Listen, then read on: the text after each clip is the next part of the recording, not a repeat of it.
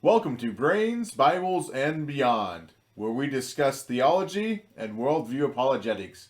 I'm Nate Day with Think Like Christ Ministries, and I'm here with our resident theologian Joel Willoughby with Brains and Bibles. If you would like more information about our ministries, check out our websites, brainsandbibles.com and thinklikechrist.org.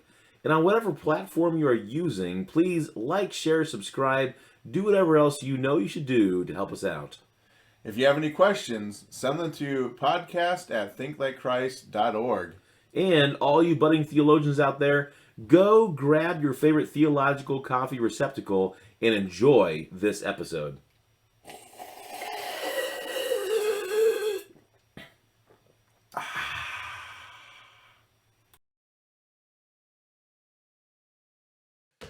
Well, welcome back to another exciting episode that we have here. And today, it's part of a little bit of a nitpicky issue, really.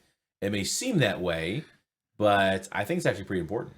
I love how you say theological discussions are exciting. They are. There's some people who would say they're not, but Well, they are pagans. those aren't our fans though. Yeah, we have budding theologians left and right here, so that's always exciting to have a good crew to be among. But today I wanted to talk about a potential population problem with a young Earth creationist. So what is this problem, Joel? Well, it's potential, first off. True. So, True. Okay. So young Earth creationists, I want to make sure we're all on the same page there. The idea is that I'm saying, hey, the God created in 6 literal real days, and he did not use the processes of macroevolution to make existence exist. The caveat there saying young Earth, I'm opening the realm to those that would not be strictly with the 6,000 years. Sure. Yeah. So just a rough range, something like 12,000 years, something like that. The idea is that there maybe there's an argument that there could be some gaps in some genealogies or something, but the idea is that there was no huge, millions of years here or there or anything like that. Exactly. Anything like that. Okay. The Earth is relatively long, and the human race is relatively young. Oh yes. Yeah. All right. Very good. So now we know what we're talking about. Okay. So then you think, well, what population problem? There's actually a few interesting things, but 2 big ones that rise above all of them. One we're not going to deal with today, but I'll at least mention it, and then the second one we will. So the first one, you have Adam and Eve, right? Okay. Adam and Eve, just by themselves, are going to populate the whole Earth, and everybody's going to be functional and good. And how does that work? What in the world? Yep. So that deserves its own special spotlight there. I'm not going to touch that one today. Okay. But it is a fascinating one. And the thing is, though, is if you apply what we talk about today to that, you're going to be able to solve at least half the battle. There's other issues to think about too. Yeah. But okay. Anyways, the big one today would be you have the worldwide flood, roughly Genesis 6 through 9. 9's when the covenant and things, and so then you have 8 people on this ark, of course, representing salvation, being spared from God's wrath. You believe God gives grace, things like that, and so they come through, and 8 people out of the whole world, the only ones that actually believed. That's it. 8 people. Just believe. 8 people Minimum. It's crazy. So after the flood, there's 8 people. 8 people. That's it. Some animals and a big wooden boat. Ark. Yeah. Big boat. It's a cool word actually because it's only used twice in Scripture. Oh, what are those 2 times? Yeah, and so the other second place where it's mentioned is with Moses being put out. That's right. I knew that. That's the same word. It's the ark. Yeah. So a lot of people think it's more like a lifeboat would be a good translation so for when it. people make a mistake and they say Moses' ark instead of Noah's ark, You say actually, you're right. In the bulrushes. Although he did not have as many animals in his ark. Moses might have had a couple stuffed toys or something. Possible. I don't know Maybe if they a had fish available. jumped in or some frogs. That could have been fun. Yeah. Okay. Anyway, you're So getting distracted. You have 8 people, and then now we have literally today a little over 8 billion people. Yeah, on the give or earth. take. So I never actually counted them, but that's what people say. right now, 2:30 p.m. 2:31 just changed. 2:31 p.m. Central Time, April 15th, 2023. It keeps moving, but at worldodometers.info/world population/ It says the current world population is 8 billion. Sorry, I was like, that's not right. 8,027,762,000. 20, 21, 22, 23, 24, 25, 26, 27, 28. Keep going. Okay. They go up fast. So yeah, it goes back and forth because it just takes the birth and death rates and just kind of throws them into an average. So it's not a perfectly exact number. Obviously, this doesn't get a little zing every time someone's born in Zambia, or that's not really making sense. But that's the sort of idea. It's based, it's based on the rates. So yeah. Okay. So you have now. How far ago was this, or how long ago was this? We're gonna say you just said like a few seconds. For the flood waters receding. Oh, you're talking about Noah. I thought you were talking out. about the date you just read to us. Right. Yes. That I can see that being confusing. I can see that yeah. Okay. So yeah, I'm trying to get us back on steering us. So back to Noah. The 8 people came off the boat. Yes, and so roughly, I'm just gonna go ahead and say it's 4,500 years ago. Ish. Yeah, it's a big-ish. It's an ish. We don't know the exact date. Right. That's why I'm just going to use that average number. But we're right in that ballpark. It's in the ballpark. Yeah. And in fact, I think there could be argument for even more time. And so we're trying to use more conservative numbers with this to kind of get an idea of what is safe to say, that kind of thing. I think it's important. Okay, so, if you were to take a theistic evolutionist view, the idea of, yes, I believe there's a creator God. Yes, I also believe that he used macroevolution to make everything the way it is. Okay, yeah. That's theistic evolution. I think that you have a population problem as well. And so it would be that you'd have to explain where millions of years of death are hidden under the events of Genesis, since you're taking both. Maybe even like what life form condemned humanity, because it can't be a real history, a real narrative in Genesis. Yeah. It's all metaphor. They're probably not even Homo sapien yet. Is that kind of an idea? Sure. There's lots of ideas with all this. But what life form condemned humanity? Of course, Jesus came to substitute for that life form, right? Came in his image. So better hope it was human. That's interesting. So there's some problems here. If it's not literal history, then what's even the point? Wouldn't the real story actually be more interesting and understandable, anyways? That's you think so. But anyways, so you have the population problem. There is you would have tons and tons and tons of death even before sin, which is a big problem, or you have tons and tons of death leading up to the first sin, which is also a big problem. Yeah, you got to solve that either way. It's just not working out. Okay, so then you have the basic evolutionist view. You're saying, hey, no creator at all. Just going with the processes of the theories of macroevolution. But then you have to explain the lack of population currently living on the Earth, which we're kind of let's just try to remember to touch on that in the end. Then of course the lack of dead in the fossil record. Yeah, it's embarrassing. It's not a lot. It's embarrassing. When you're looking at something that's supposed to represent hundreds of millions of years, and you got about as much fossils that cover the state of Texas for the whole world. That's embarrassing. Yeah. So. Yeah.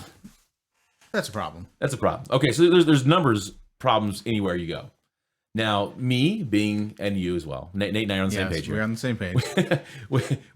Us being young Earth creationists, we've thought through these things before, but it's very valid. It's a good question. Yes. And I think that... Do the numbers add up? Yeah. And people have talked to me about this so many times before. Yeah. No matter what you believe, you got to make sure the math works, right? Right. You gotta do your studying. Just because somebody taught you something doesn't mean it's absolutely true. Study on your own. Double check it. Yeah. Go do the math. The person and word of God can handle any level of scrutiny. So ask the questions, seek it out. Yeah. God's not afraid of your question. That's right. So he can handle it. Well, can you handle it? Yeah, he can. You can't handle the truth. Can you handle the truth? So ask the questions, dig into them, find the answers. Anyway, so we did that a little bit. Quick caveat before we actually dig into the, maybe more of the problem than the solution. But I just want to make a quick little mention that the age of the Earth does matter. Okay. Yes, it does. And so I think with a statement like that, the first question should be, well, it matters for what? It does matter for what? Yeah. Okay. So why does it matter? And so I don't think it matters for as far as entry to heaven. I think that someone can believe in the full gospel of Jesus Christ, it's in Scripture, maybe not even think about when the earth was created or how it was created. Didn't even think about it. It just didn't cross their minds. What's the gospel? Right. What's the baseline gospel? Jesus Christ came, died, buried, rose again, taking our place, dying for us, paying the penalty of sin and death with his blood. So why you're a sinner doesn't necessarily come into the equation. You just have to know that you are, right? Yep, right. So yeah. So yeah, we try to keep the gospel simple here. So it's not a gospel issue, but it is a super big issue. Yes. And I think it it destroys does the foundation of the Bible. Right, absolutely. That's the biggest issue. It's so it's like one thing is it shows if the Bible is not completely accurate, well, there's some flaws. Then with what the author. parts do I not believe? Yeah, because if one thing falls apart, really it all would. And so, do we worship a God who created a world filled with death and suffering, or do we worship a God who created a world filled with goodness and harmony? And how did it go bad? How does God intend to remedy the situation? That sort of thing. Yeah. All those things are built in.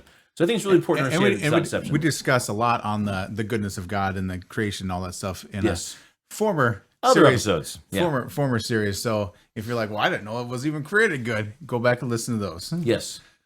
Is God good? Can I trust the Bible? There's episodes like that always get into this. Okay. So with this, with the 8 people, really, we can say 6. Yeah. I think to be conservative. That's the issue. Noah and his wife were getting up there in age. Oh yeah. That doesn't mean they couldn't have children, because people back then lived a long time. He was in his early 600s. Yes. He had a long life ahead of him. Not quite over the hill yet, getting close. I think he died at 950. That's off the top of my head. Yeah, it's around there. I don't remember the exact year, but I think I remember it being kind of a smooth number. But so I mean, it's very possible they could have had more kids in those 300 years. It's possible, but it's not really mentioned in the Bible that they did. Right. So we're not going to include them at all. We're going to say there were 6 people. So from 6 people reproducing, yes, could we get to 8 billion plus in roughly how many years? 4,000, 4,500 years. Now, I think the first issue to tackle is the genetic pool. The idea is that small. You'll have 6. It's a small pool. So nowadays, and 3 of them were siblings. I have to be well, but they were all dudes as well. So that's kind of takes care of that problem. The 3 dudes were siblings. But they would have a lot of similar. Would have been first cousins. A lot of similar genetics. Okay, so what is the problem, physically speaking? What is the problem with incest? What? When your genetic pool is small, the chances of you and your wife having the same defect is amplified in your children. Right. So you may have a defect, but it's one of your hidden traits or whatever, and your wife may have a defect, and it's one of her hidden traits. But when you come together, chance of that not being hidden anymore is much more likely in your children if you have the same defects. The smaller your population pool, the more chances of you having the same defects as your spouse. And just compounding even. Yes. And then So you even have some things you see it in like royalty back in the day, where royalty, that royal blood would only stay with royal blood. And so they would start to develop certain features and even get to the point where there's the inability to reproduce. And mental problems. Oh yeah. Was a huge part of it. Yep. So there's lots of issues there. And then in the other pockets of society. And so there you have these issues. Now with them, we have to understand they're coming in only about roughly, once again, roughly, and I'm trying to think here, about 1,700 years after creation. And that would be more of a conservative number. That would be thinking more of there's no gaps in genealogies, things like that. Mm-hmm. And so 1,700 years after creation, and it all started with Adam and Eve. You can have the same issue there, right? Yeah. So then it compounds and it comes out. So why are they not all messed up? Why aren't the kids getting messed up? Well, the genetic pool is a lot more pure at the time, right? The genetic pool has our genetics have been getting worse and worse and worse with each generation. And at the beginning, the closer we were to Adam and Eve, which were created perfect by God, sin corrupted. Each generation after that would have had more and more corruption built in, and they're closer to the beginning than we are today. Because there became a time then after this where God's like, hey, no more. Close relatives, don't do it. But at this time, it was still allowed. There was no option. So of course it was still allowed. But then there became a time as genetics became, as our genetic makeup became worse and worse and worse. See, everything is declining. The purity is getting worse and worse, which is opposite of what evolution actually teaches, which says that everything gets better. But essentially, and it's one of those things that it's a little bit circular. But yeah, we're breaking down. I mean, it's physics. It's a law of thermodynamics, entropy. And some people say, "Well, we live longer now today." Blah blah blah. Well, yeah, but that doesn't mean we're pure genetic wise. Yeah, when they say live longer, we have better technology that can help us, but we have lots of crutches. Essentially, that's what it is. But also, I mean, you're looking at and we have to stop doing incest in most cases. You're looking at a certain part of the world for a certain time period, and you say, "Oh, we live longer than they did." It's like, True. Okay, but we're not looking at the whole world. We're not looking at all of time. We're just looking at this little pocket. Yeah, that's correct. And you're right that there's we have so many medical advances. I would not be able to have the life I have if it wasn't for the ability to have glasses. I would be extremely whacking your head and everything. It'd be horrible, Especially being taller than the average guy, whacking your head and all kinds of stuff. Well, you think about people that might even have like a scoliosis or something like that, and they can have surgeries and be helped, and they can live pretty normal lives after that, and they're not just stuck to being a beggar or something on the streets like back in the day would have been the case. Horrible things like that. Anyways, I don't get too caught up in that, but the idea is that we are getting worse, not better. Scientists today, they've confirmed that every single generation has double the mutations that the previous generation had. And that's the thing that kills you, by the way, these mutations, because things aren't working right. So in fact, each generation should try to marry farther away from their bloodline. Yes, actually. That's the best thing you can do for your children is to find somebody you're not related to marry. Like very far away. Yeah, as far as so to go back to the incest thing, though, it is important to remember that incest wasn't even a thing. It wasn't even thought in someone's head until like the law of Moses, and that's when they were given that. And that's when it's kind of like, okay, we need to start spacing this out. Yeah. But you remember even Abraham, Sarah was his half sister. Yeah. Was not a big deal. This was a normal thing. No, that was normal. And not crazy. And so then, they pretty much stayed close, and it was okay, no brother sister kind of stuff. And then nowadays, we're told, you better stay away from that first cousin. Right? Because we're getting worse and worse. Our problems, we're having more and more problems that are capable of compounding with someone else because they have more and more problems. Yeah. And so, if you want to have, in theory, hypothetically speaking, if you wanted to have the strongest, fastest, smartest kids, you would go to the genetic pool that is the most far removed from your own. Yes, that would give you the most wide range of gifts. Something and least likely to have the same genetic issues show up. Right. It'll make you stronger. Okay. So, because we patch each other up. We patch each other up too. So the world's, it always cracks me up. We talk about, are we getting smarter or dumber, right? The world's leading minds are still convinced the best solution to figuring out the Egyptian pyramids is that aliens came and helped them out. Aliens did it. Because we can't figure it out? Because we can't figure it out. It's just a bunch of blocks stacked on top of each other. Anybody who's ever built Legos knows how to build a pyramid, for crying out loud. Well, that's because you can stand above it. That's the problem is getting those rock slabs up there. There's actually a guy More that people. showed. Have I ever shown you this video? There's a guy that he can use. I don't know. He'll take hundreds of stones that are tons, like a ton, thousands of pounds, and he'll move it as one man With math.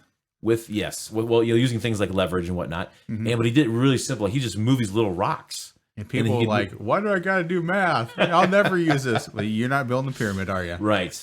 Or Build a pyramid, you'll you'll use some math. Especially if you do it by yourself. I even think about how quickly. Distracted. I think about how quickly Adam and Eve. Isn't another good point though? Genesis 3, they sin, they're busted. Oh man, we got to cover up. We got to hide. I mean, God would have shown up in that situation within hours. I mean, very easily, a couple hours, very easily. Yeah, but within the day. When you read the story at face value, it seems like it's very soon. It's pretty soon. Yeah. But what do they do? And just the quick heartbeat of guilt, they think to themselves, we haven't had clothes before, but let's go ahead and make some clothes. We need to get a good material. Here's a good material. We need to be able to stitch these things together. Here's something. And they made themselves clothes. Yeah. And it was all done before he showed up. I was like, well, those guys are geniuses. That's pretty amazing, Never thought about that. Yeah. So yeah, basic physics, entropy, everything breaks down. We know it. That's how that's so many proofs against macroevolution, there being no God, is because things break down, yet we're here. And so you think about like Earth's magnetic field, you think about all sorts of things. But anyways, so let's get to the point now. Okay. So there's what's fun about this is once you learn this, you can actually practice this idea with more things in Scripture, such as you got Adam and Eve to figure out. You have the flood survivors, which we're going to focus on today. Yep. But then also there's other little small groups that you can study, like the family groups that split off from the Tower of Babel. Sure. And look at how they would multiply and fill those areas that they were in. And then you can look at even Abraham's family. That's a fascinating one. And even how rapidly they grew in Egypt. Yeah. And you have a lot of hard numbers. Yeah, because there are actually numbers. So how long were they in Egypt? What, 400 years? 430, what I think is the exact went count. from what? 12 families? So they went from, the 12 children. Joseph and his 11 brothers were there. And they went from married and went from 24 people. Some maybe had more wives. they had kids too. And they had kids. So there's about 70 going in. Yep. And they came out as... Well, they said a few million. 600,000 foot soldiers. Yes. Those are the fighting men. Men that could actually be a part of a substantial military. The lowest numbers I usually hear are 2 million. Yes. But I think I that's don't very know fair. the exact number. That's very fair. So, well, then it also does mention, though, too, that there were those that were not Israelites that came out with them. True. The foreigners. Yeah, there would have been some of those. So a lot of Egyptians believed in things. Because there were a lot of Egyptian gods that were struck down during the plagues. And they're like, okay, that god won. I'm going with them. I want the winner. All through history, people have looked at the winning side and said, you know what? That's the winning side. There it is. So, not what hard side to are figure you out. fighting for? This dude's getting his butt whacked. Let's go with this other guy. Well, here's something. I love this article. It's not too long, so I think I'm just going to read the whole thing because it's not too long. Okay. You could look. It's creation.com. This is the Creation Ministries International folks, good folks, and this is about population growth since the flood. You could probably look that up and find it. It's by Jonathan Sarfati. I think I'm saying that right, Sarfati. I might be messing that up. I'm so sorry. This guy's a genius. He's amazing. I've heard him, seen him before and things. But anyways, this is what he does. This has been updated on September 11th, 2013. So it's a little old, but there's some even newer information that totally coincides and everything. So he says, to work out how quickly a population can grow, it's very important to understand exponential growth. Starting from 8 people after the flood, the population would have to double only 30 times to reach 8.6 billion. Okay, the population would only have to double 30 times from 8 to reach 8.6 billion. Now there's a well-known rule of 72. Now, have you heard of this rule of 72? Yes. Okay. As of today. Yeah. Okay. All right. That's fair. And so this is usually meant for something that would be dealing with either debt or investments. Is usually how it goes. It's a really cool thing to learn. But the rule of 72, it says you divide 72. This number is 72 by the percentage growth rate to get the time required for doubling.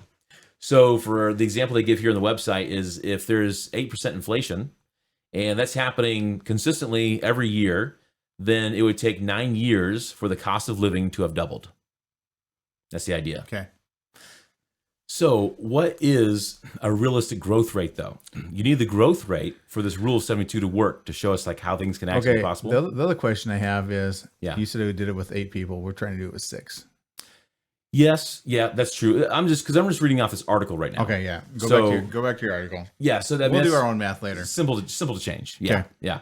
Okay, so realistic growth rate. This article references the Encyclopedia Britannica, and they claim that by the time of Christ, the world's population was about 300 million.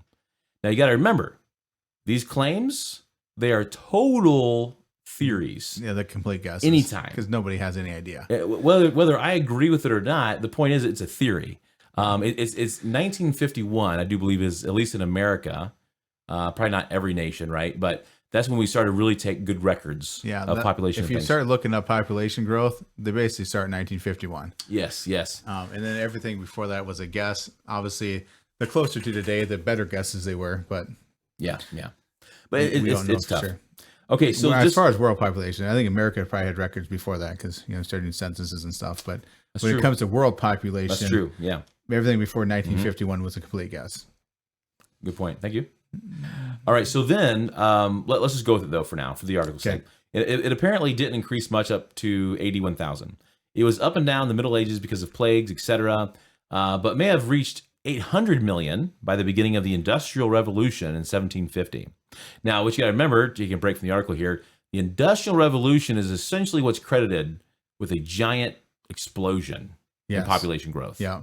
And there's life several became reasons for better that. for lots of people. Yes. There's a lot more opportunity, a lot more, say some downtime. Income. Things like that. Things got comfortable. The creation of the middle class and all this stuff, right? That's right. Yep. Okay, so I keep getting my eyes off. I need to hold my finger to this article so I don't lose my place again. So then it talks about, Industrial Revolution 1750, where it might have reached 800 million. Now, that would be an average growth rate of 0.13% in the... 0.13. We'll say 0.13. Right? 0.13. Not even a 0.5%, not 1%. 0.13. So that's from the time of Jesus to the Industrial Revolution. Yes. Is that what they're saying? Okay. So that's really low. So that's barely you having more than 2 kids. That's you extremely having low. Yes. You having 2.13 kids. So it's barely a positive growth rate. Barely. Right. Okay. It's struggling. And that creates massive growth. Now that's over a couple thousand years, almost 2,000 years. Yeah. So that's over 750 years. If you're looking at the 1000 to 1750, right? Yeah. Now by 1800, it was 1 billion, while the second billion was reached by 1930. Now that's an average growth rate. It started going quicker. Oh yeah. Now that's where you get your 0.5% there. That's 0.53. Yeah, 0.53. So we just went up from 0.13 to 0.53 all of a sudden. Okay. Now, this period of population growth cannot be due to improved medicine because antibiotics and vaccination campaigns did not impact until after World War II. Okay. So from 1930 to 1960, when the population reached 3 billion, the growth rate was 1.36%. So now we're going over 1. 1.36. Yeah. Okay. So now you're having 3 kids for every family. I'm glad you're doing better with this math stuff with this. My brain's not working Isn't that well basically what it adds up to? I'm telling you, my brain is not doing well with this. So whatever's not written down correctly, I'm totally making up how many kids you're having, but someone else needs to figure this out for us. Yeah. The math that we're sure about, we do have the birth rate. We do have the birth rate. Yeah, we do have some things going on. We have the birth rate. These are actual facts. Once we hit 1951. Right.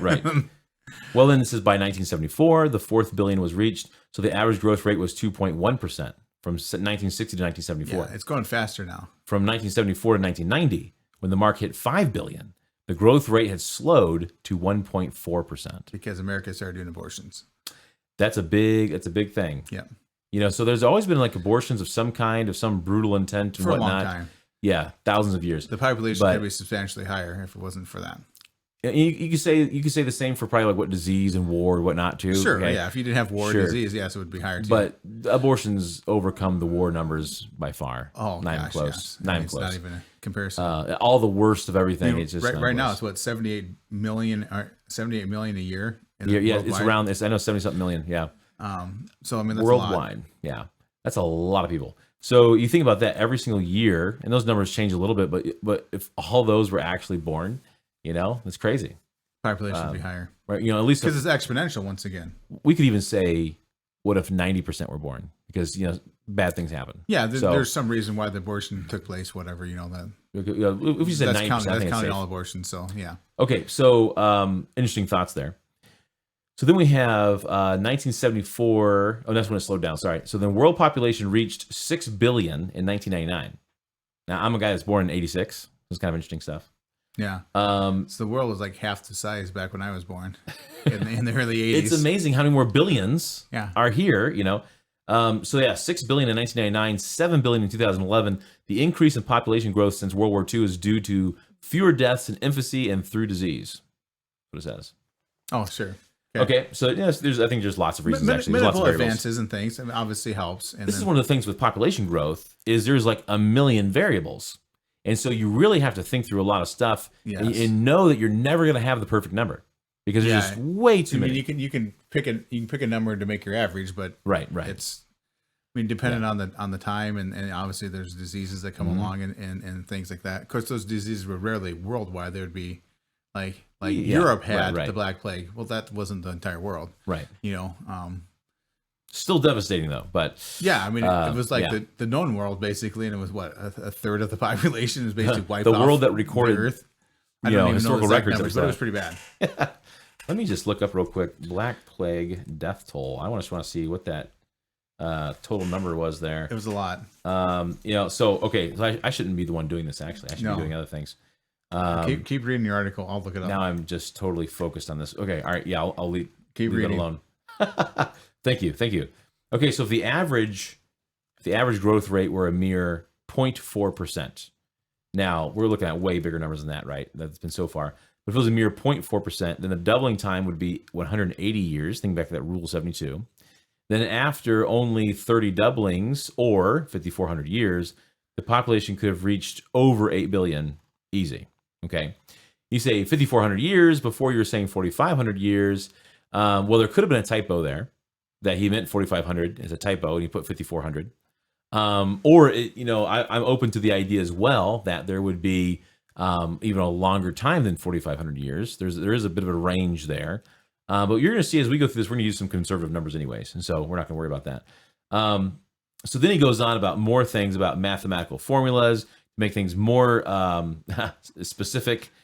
He has a couple, really cool little hyperlinks about this stuff. So as far as the Black Plague goes, sorry to interrupt. No, go ahead. It's good. Depending on which website you look at, the lowest I'm seeing is 50 million estimated, and Wikipedia, everyone's go-to standard, is they give us a range that's pretty large, 75 to 200 million.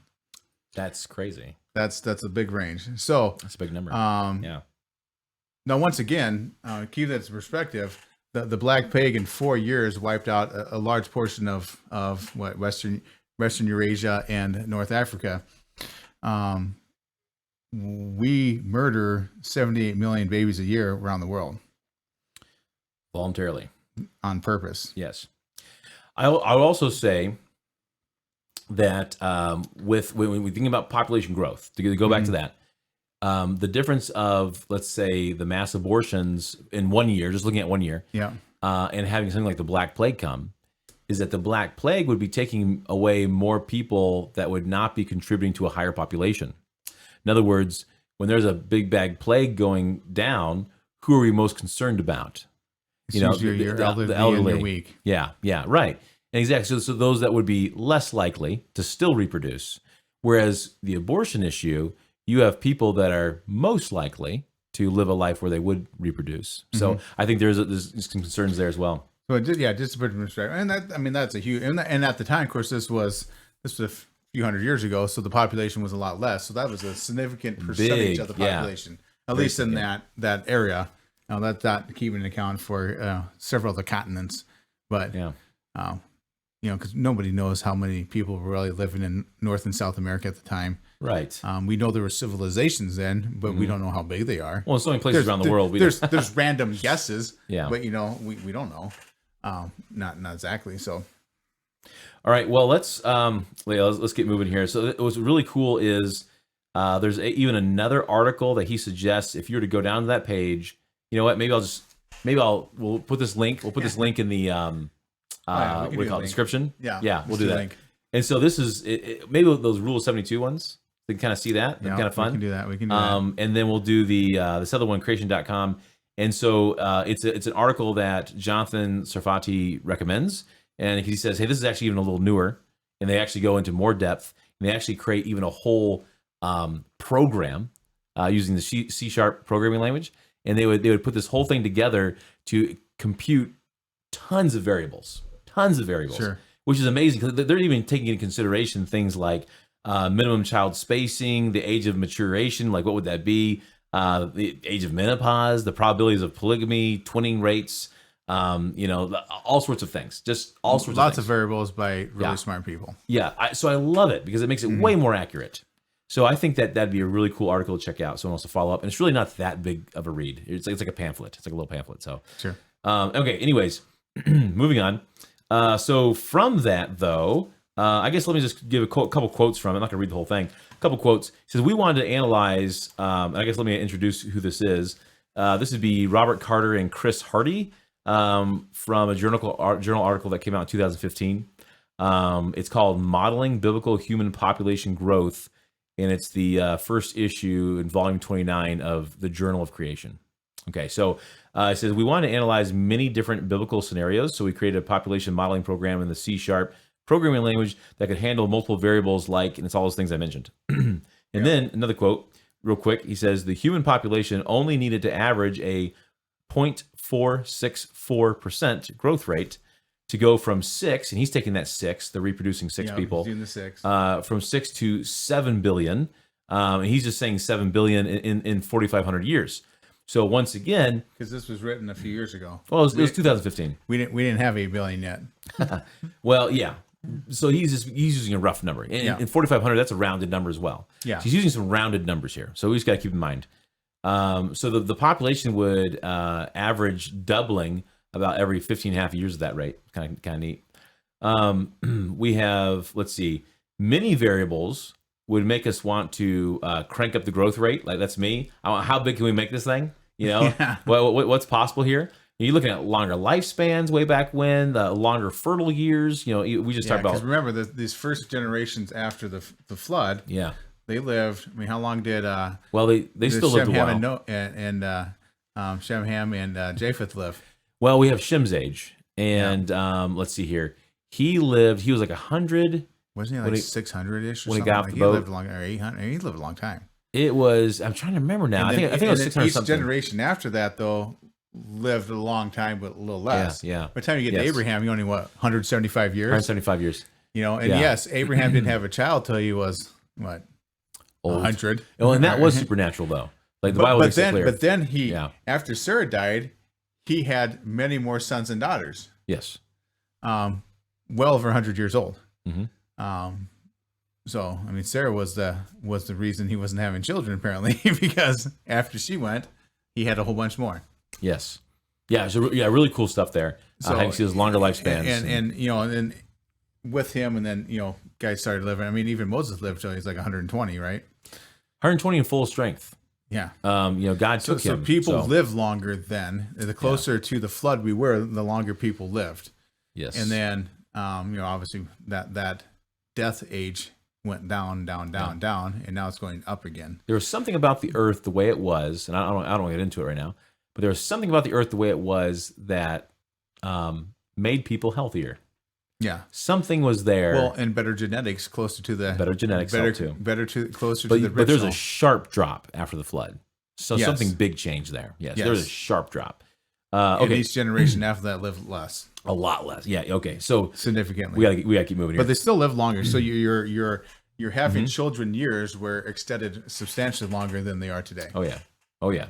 So the things like this want me to crank up that growth rate. Even polygamy was big. You know? Yeah. It seemed like twinning was a lot more frequent back then too, which would make sense with being genetically more pure, as you said. You know, stronger. But then there's other things that can make us kind of reverse those numbers, though. You know, we've already mentioned some of those things.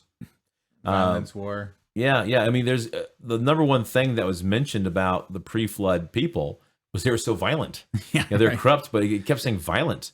So then I'm thinking, well, does that mean there's a whole lot of murder? You know, it might not be murder. It could be there's violence without murder. You know, but what could it be? It's very likely, right? Very likely that there'd be warrings all And the time. then we know post flood there's been some violent people too. So I mean, there has been wars, there's been pestilences, there have Right. been all kinds of violence, Yeah. and so that would reverse in some of it. So Certainly. Yeah. So I just kind of think, well, okay, let's back off those. And I actually want to take a more just conservative approach, as I've already said. And because I think you're going to be surprised by what can actually happen here. Okay. So here are some, well, actually, we already went through the recorded population milestones. We already did that. So it's just amazing, though, to see how, at first it was like 123 years to go from, 1 to 2 billion. And then all of a sudden, it's only taken us 11, 12 years to jump up another billion, yeah, which has been consistent now for the last few decades. So the gaps would be like 14, 13, 11, 12, and 12 years for the last few, jumping from a billion up each. okay, So up to that final 8 billion, which would be current. And so kind of cool. There's a website there, Human Population Growth Milestones Throughout History, popularconnection.org. So if you want to check that out more. So if you have, it's kind of a cool thing you think about this, a penny. So some people say, well, would you rather have $1 million cash right now Or penny doubled every day. for 30 days? Yeah. Ooh. And so, Give me the penny, baby. yeah, right. If you understand doubling, Yeah. because the tendency is to say, I want that million. And there's some credit to that, to have the million right away. Maybe you or something, invested in Bitcoin at the right time. Yeah, right. What day did you get that million, and what'd you do with it? But if you can wait 30 days, so then you would have, if you waited 30 days, so once again, 1 penny, it doubled once a day for 30 days, you would have $5,368,709.12. And that's better than $1 million. It's a little better. Yeah. A little more than 5 times better. Yeah. So as we think about the doubling rule, going back to that with Rule 72, we think about the penny doubling, and we think of how many times Adam and Eve could double, and how many times the Ark family, they must have doubled their current population, things like that. Okay. We go through that. Well, there is, if you're looking at the 45-year time frame, and at first I want to do things like a population growth rate of like 1.2% or something like that. But I thought let's cut it actually way down. 3 couples, just down to 6 people. We'll still use 4,500 years, even though I think you could potentially say longer than that.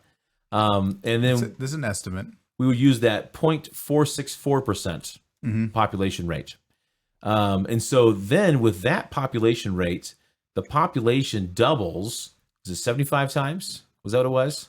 Or 30 times? 30 I think times. it's 30. 30 times, yeah. So that was the old info. Okay. Yeah, 30 times is what it doubles. I know if I just looked at Nate, keep me straight. Roughly. Right. So when you do that, what numbers does that come out to, Nate? Do you have that right in front of you? I thought I did. I don't actually have it right here. We did have it right in front of us. At one point, it was there. So starting with 6. Yeah, 6 people. 6 times 2 to the, what is it, 30th power? 30, yep. 30th power. That comes to 6,442,000,000. That's a lot. Not quite 8 billion, though, is it? No, it's not. It's not quite 8 billion. But this is using the lowest numbers that we possibly can. You can't be academically honest and use any lower numbers than this. Really, I think there's reason to believe that average growth rate would be actually more than that 464, which is, 464 is basically the most minimal thing that could work, basically. So I think it could easily be over that. Now, if you remember the growth rates that we've experienced elsewhere in history, you're looking at even times where you'd be going over 2%. Yeah, I mean, if we're using recent numbers, it would be ridiculous amount of people. Ridiculous. But we also recognize that we've not always had the 2% growth rate. I mean, that's a lot. There could have been moments of that, but then there's diseases and things that knock people out. We're going with a number that's like a fourth of that. Right. And it's obviously we don't know the exact birth rate. Nobody knows that. But the point being made is it's very likely and very possible that you could have started with 6 people and got to 8 billion in the time frame. Oh yeah. So I mean that's not unreasonable. What is unreasonable is that you could add a lot more years and only have the same amount of people. That is very unreasonable. Even accounting for massive deaths and all kinds of sort, which doesn't exist in our fossil records. It's a huge problem. Yeah, if you had massive die-offs of humans, there would be some record of that, and there is no record of that, and that's a huge problem. Mm-hmm. Yeah, I'm just curious. It's much easier to believe that there wasn't a massive die-off of all humans multiple times. There was one recorded in history, the flood. And doing the math with the survivors of that, it is very possible. Because I think if you really had this huge, massive extinction moments kind of thing, there has to be a fossil record. There just has to be. Because it would have been a sudden thing. Yeah. It would have been. That's how you make fossils. It's suddenly covered, heat pressure, that kind of stuff. I think about the shape of our world for something to happen so traumatic that almost all of life is destroyed. Surely there's traces of this. Yes, and there is with the flood. There is with the flood. Yes, there is lots of traces. But we don't see a lot of those other traces. And it's for someone who believes in an ancient Earth evolution, it doesn't add up. So they will say, not everybody does, but lots will say that there's these mass catastrophes that wiped out a large part of the human race. Otherwise, the numbers don't add up. Because if you had population went back, say 100,000 years, even, which was modern man is what 20,000 years or whatever they say. But even using that number, which is relatively recent, I mean that's like 4 times what we're saying, and the population would just be with exponential growth would be absolutely insane. And so they teach that there was mass die-offs. But yet they deny the one mass die-off that the Bible teaches. And really it is a spiritual thing, the one thing we have proof for, the one thing that there's actual a historical book wrote it down from eyewitnesses, God. Well, we can't believe that, but we can believe that there's a whole bunch of other catastrophes that did happen. And it's just you're denying what your eyes see because you want to believe something else. Yeah. And it does come down to that. You got me wanting to talk about the flood a whole lot more. But it was just to go off your point there. I'll be able to stick to that. It's amazing how many flood legends there are around the world. Pretty much all civilizations. There's not every civilization has a record, which is okay because tons of records get destroyed. Yes. The amazing thing is that after all this time, there still is dozens of records. Yes, all around the world. Major civilizations and things. And some they huge, may some not be identical to what the Bible teaches, but they teach that there was a flood. Most of them, you can correct me if I'm wrong, most of them teach that there was a flood, at least, if not worldwide, very significant, and that there was somebody with his family who got on a boat and saved the human race. Is that basically you got me into it now? You got me into it. Here we go. So flood legends from around the world that include details similar to Genesis 6-12. Here we go. Okay. Let's see. Quick counterpoint here. Intro point. If there was a worldwide flood, we would expect to see legends of a giant flood all around the world. You would expect that. Yes, especially if we're saying that everybody came from the same family when they got off the boat. Right. It makes sense. So common roots there. So 8 different legends say there was a man in sin. There's a man in sin. That was the reason. That was the start of it all. Okay. 9 different legends say there's divine destruction. God did it. Okay. 13 different legends say a family was favored. One family was favored of all the earth. 17 different legends said there's an ark provided of some kind. 18 different legends, and that's the one that has most in common. That says humans were saved. So in other words, with all the 18 that we have here, it's a little more than 18 because it's just those are in common here. I think this is out of a group of, I can't quite remember off the top of my head exactly, but it's like in the 20s. I know it's in the 20s somewhere. Okay. And so 18 of them would agree that humans were saved, which has to be because they're telling the story anyway. Just because it doesn't mention it. Doesn't mean they didn't believe it either. There's just someone who specifically said this is specifically humankind was saved because of this. Right. And so 6 different legends say that animals were saved. 6 different legends say that there's a mountain landing at the end of it. 7 different legends say there was a bird that was sent out. 7 different legends say that survivors worshipped God after they were saved. And then 7 different legends show that there was divine favor on those saved. And so you look through all that, and you look through Genesis 6 through, sounds like you just read 9, but it just sounds like you just read Noah's story. Yeah. There's so much there. There's so much there. There's so much evidence for the flood. We're gonna have to cover that another time. And these legends come from civilizations prior to them ever having the Bible, correct? Right. This would be many of them would very have, ancient. For sure. Yeah. These are ancient civilizations who have passed down this. We got to think about legends. how long it's been even from Noah to Moses. And That so was Moses is when you have, the Torah written down. Yeah. Okay. And of course, there's other civilizations around and things.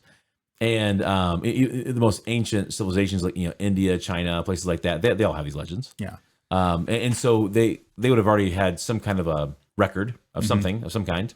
The dates may vary, but the legend does not. Some of the details may vary because things that have been passed down for thousands of years, right? There could be some details, but they have the gist of the story, right? There was a flood, there was a boat, there was guys that was saved, and that's more than a coincidence, and that's more than just a whole bunch of localized floods around the world that all have the same exact story.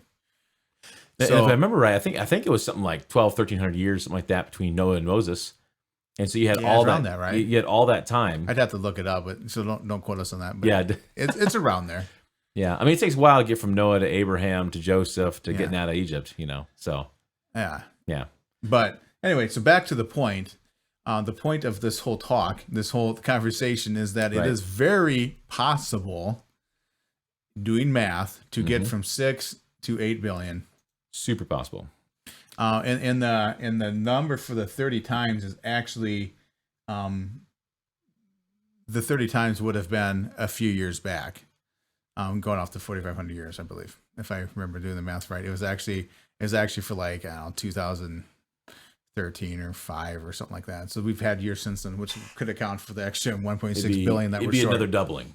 Yeah, almost. I don't know if it was a full another doubling or not. Yeah, but it'd be close because if it was, that'd be like 13 billion. So, but it would that 6 billion was a few years ago. Yeah. Well, then even if I came up with some numbers like this using conservative numbers, and all of a sudden it said 9 billion, and I'm like, whoa, that doesn't work. Well, why not? Because the idea is the point is we're in the ballpark. Yeah, like it's very feasible. Like we don't know the exact birth rates. We're trying to use a conservative guess, right? And it is therefore likely. Yeah. Very likely, very possible. We don't know the exact birth rate. We know it changes every single year, and there's a lot of variables that cause that. Yep. So, in fact, with the numbers, I figured ahead of time, if I could land somewhere between 6 to 10 billion, I'd feel very comfortable. Yeah, because just before doing the math, way too much you can't know. So I'm totally open to something. In reality, if you could land somewhere between 5 and 20, I mean, you'd be like, yeah, it's doable, right? Because we don't know the exact rates. Like we're guessing at it, and when you're talking exponential growth, a very small number can make a huge difference over 30, 40 doublings. And that growth rate in a smaller population versus a larger population makes a huge difference. Yeah. And we're doing an average of worldwide. And economic status makes a huge difference. How much money you make. And the wealthy nations have not been wealthy for that long. The world has been poor mostly, and so the poor populations have always produced more as far as population growth. So that's true. It's very, very doable, very, very likely that you can hit those numbers. Yeah, good. It's very, very unlikely if you had an old Earth that you would not be way past that number.